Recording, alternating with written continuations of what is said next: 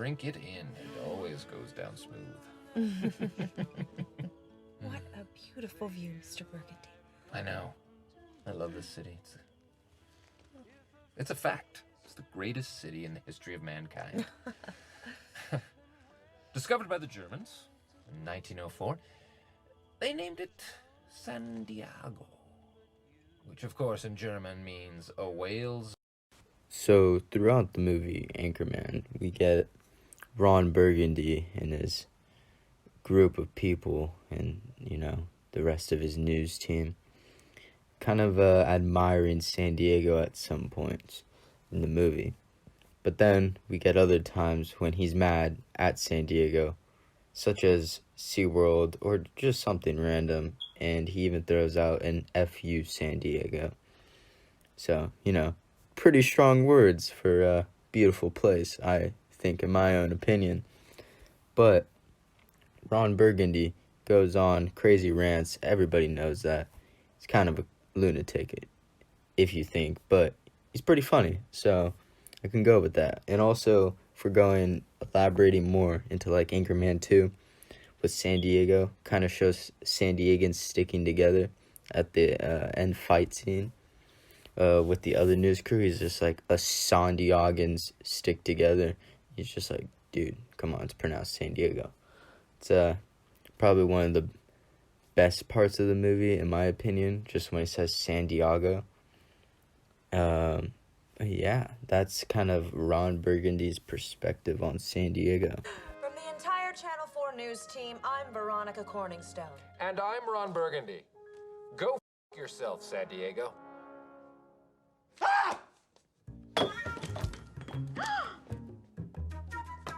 What in the name? No! Nobody talks about my city that way! Ron Burgundy's ass is grass! What's up, guys? It's Gino. I just want to kind of give my closing thoughts on what I thought about Anchorman and the project we did and chose and did an interview about. Anchorman, in my opinion, is just a really good landmark film that's well known across the globe pretty much. For me, growing up, I watched Anchorman when I was little, and kind of seeing such like a landmark film being filmed and based on San Diego, and seeing people like Will Ferrell and the cast and big name actors like Steve Carell as well, kind of giving San Diego the recognition it deserved was really cool to see in such like a funny and creative movie. It for sure is definitely one of my favorite movie kind of series. Anchorman 1 was great. Anchorman 2 is awesome. The fight scenes will always be awesome, and the idea behind the story of Ron Burgundy and the crew will always be remembered for a lifetime. What was your overall experience when you first started filming? Well, I'll take you back to how I got started with this whole Will Ferrell thing. It's a buddy of mine who was an assistant director. He worked on a film called Kicking and Screaming, which was a soccer film, and they were looking for a guy to be his photo double. And if you don't know what a photo double is, it's basically a person that stands in when the actor can't be there. So you have to kind of have the same look or size. They're more concentrated on like the height and overall build of a person. And I'm fortunate enough that I look exactly like him. We have kind of the same body type.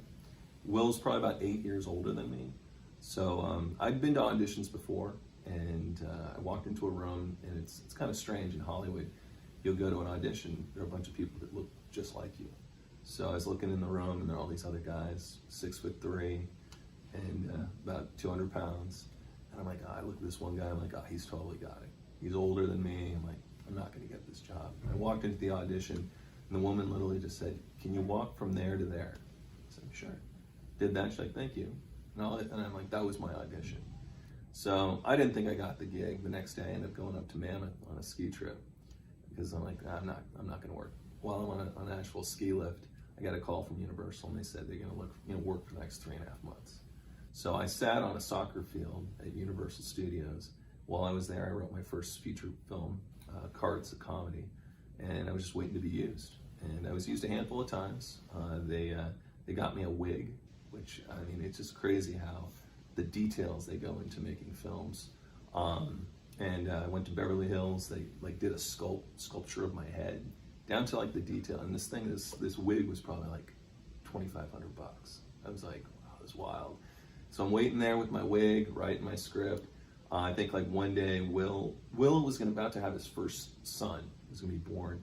So contractually, they can never stop production. You know, you got 100 people working on set, you know, and basically said if my wife goes into labor, I can leave. So I was just a kind of a guy, a fill-in, basically, if his wife, you know, went into labor, I'd get to work. It never happened. I think he went to a couple doctor's appointments or something, so there's some wide shots and kicking and screaming. I was able to kind of coach, you know, it's just me pointing to kids, like, hey, run over there, you go over here. And then from there, they asked me if I'd want to be a stuntman. And like I said, I'm not a stuntman. I played volleyball in college, played volleyball here at Saints. And the actual scene was a tetherball scene with Robert Duvall. And tetherball, as you know, it's kind of like volleyball. And I was able to do a jump serve with the tetherball and hit it so hard that nobody could reach it. I could put it at the very top. And they ended up incorporating that into the film. So, long story short, because I did that job and they were just finishing up Anchorman, they called me and said, I got a call from MTV and they're like, we're doing some promotional stuff for Anchorman. Would you be open to, you know, being a stuntman? You're his stuntman, right? I'm well, sure. Because after I got my check, how stunts work is basically every time you get hit or do a stunt, you get paid. So if you do enough hits, it's like every time you're getting $200-300 per hit. So I'm just like, wow, you can hit me all day. This is great. I still get residual checks for all the work I did with them to this day. And that was 15 years ago. I mean, granted, the checks aren't huge, but it's... so I ended up working on, basically Anchorman did this thing for MTV Movie Awards. And it was basically Ron Burgundy interviewing all these famous people. So he did this interview with Burt Reynolds, and it was a fight scene. And I got there. We actually shot most of the film in Anchorman was shot in Los Angeles. That's only for infrastructure. With a lot of people say, well, why wouldn't like a whole film crew not come down to San Diego? It's just too costly because we just don't. When I say infrastructure, we don't have sound stages here. We don't have trailers and all those things that you need to, you know, make a movie. Granted, you know, when you watch the movie, there's a lot of things in there, like their iconic San Diego images you see.